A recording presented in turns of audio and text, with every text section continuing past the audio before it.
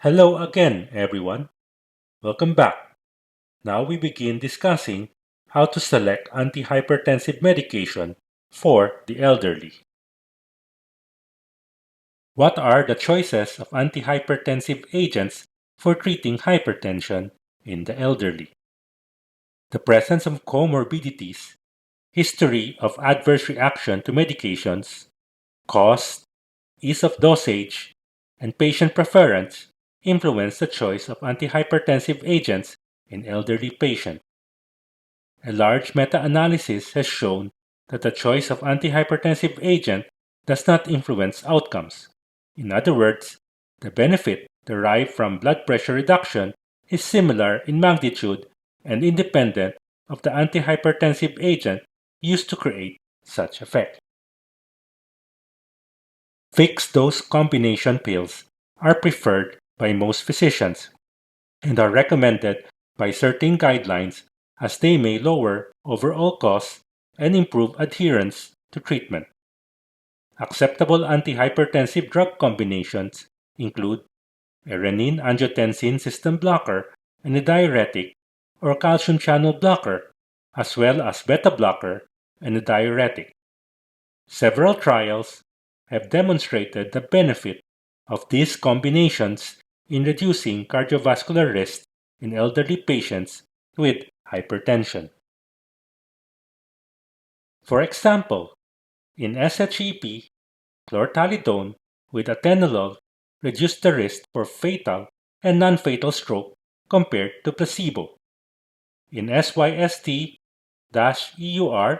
where as much as 80% of the study participants were on combination antihypertensive therapy during the first year of the trial, and in SYST China showed that calcium channel blocker based therapy combined with an angiotensin converting enzyme inhibitor and a thiazide diuretic reduced the incidence of fatal and non-fatal cardiovascular events, particularly fatal and non-fatal stroke and the composite of fatal and non-fatal cardiovascular endpoint. Other large outcome trials, which did not exclusively involve elderly patients, have also shown that combination antihypertensive therapy is beneficial.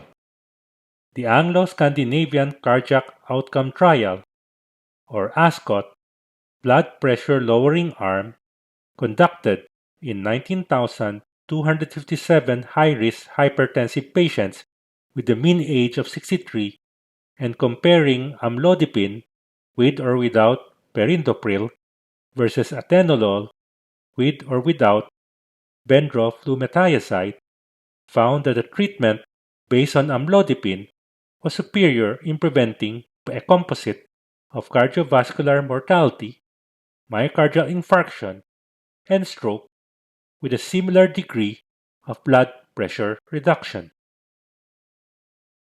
The avoiding cardiovascular events through combination therapy in patients living with systolic hypertension or accomplished trial, which had a predominantly elderly patient population with a mean age of 68, demonstrated that an angiotensin converting enzyme inhibitor, calcium channel combination, benazepril, and amlodipine was effective in preventing a composite of fatal and non-fatal cardiovascular endpoints and was superior, around 9.6% less events, to a combination of an angiotensin converting enzyme inhibitor and a diuretic, benazepril and hydrochlorothiazide, in spite of a similar degree of blood pressure reduction in both groups.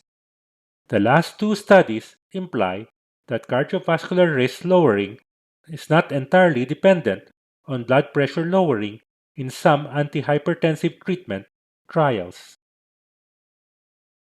In summary, in most studies, the benefit of blood pressure lowering is independent of the type of antihypertensive used, and therefore, the presence of comorbidities, the history of adverse reactions to medications, cost, ease of dosage, and patient preference influence the choice of antihypertensive agents the most in elderly patients. However, in some antihypertensive trials, the choice of calcium channel blockers may provide some increased benefits.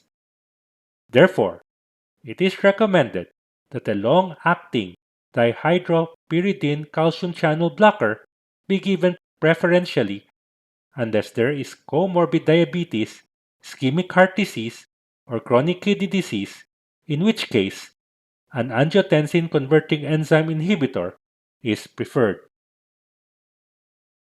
Let's discuss initiating antihypertensive drug therapy. Although the diagnosis of hypertension has been confirmed at the 130 over 80 mm mercury threshold, most patients with stage 1 hypertension, about 69%, do not qualify for immediate drug therapy. However, once an individual with hypertension qualifies for pharmacological treatment, including patients with masked hypertension, prescription of drug therapy is recommended to come from one of four drug classes, the usual first-line therapy. This includes thiazide diuretics, calcium antagonists, angiotensin converting enzyme or ACE inhibitors, or angiotensin receptor blockers, also known as ARBs, unless there is a comorbidity consideration favoring the use of a different drug class. We will now discuss when to use multidrug therapy. The number of antihypertensive drugs to prescribe in drug-naive patients is guided by how far their blood pressure is above target. In patients with blood pressure greater than 20 over 10 mm mercury above target, two-drug therapy, either as a single pill combination or two separate pills, should be initiated. A specific guidance was given to avoid the combination of any two of the following drug classes: an angiotensin converting enzyme inhibitor, an angiotensin receptor blocker, or direct renin inhibitor, which can cause dual renin-angiotensin system blockade. Though triple drug single pill combinations are FDA approved and marketed, there is no current indication to initiate therapy with more than two drugs, irrespective of the blood pressure level in drug-naive patients. The interest in initiating antihypertensive drug therapy in drug-naive patients with low-dose triple or quadruple combination therapy emanates from the observation that such combination therapy results in additive blood pressure lowering efficacy without additive adverse effects. A meta-analysis comparing triple versus dual combination of angiotensin II receptor blocker like valsartan and olmesartan, hydrochlorothiazide, amlodipine at any dose resulted in more patients attaining target blood pressure with no increase in the adverse event risk. Similarly, substantial blood pressure lowering reduction in office systolic blood pressure of up to 26 mm mercury has been reported in quarter-dose quadruple combination therapy, though treatment-related adverse effects were not elucidated in detail. More recently, a randomized trial comparing a fixed low-dose triple drug combination, including telmisartan 20 mg, amlodipine 2.5 mg, and chlortalidone 12.5 mg, was compared to usual care, showed quick and sustained target blood pressure attainment in the triple combination therapy group without incremental side effects. Nevertheless, initiating antihypertensive drug therapy with more than two agents has not yet been recommended by any contemporary hypertension guideline writing groups.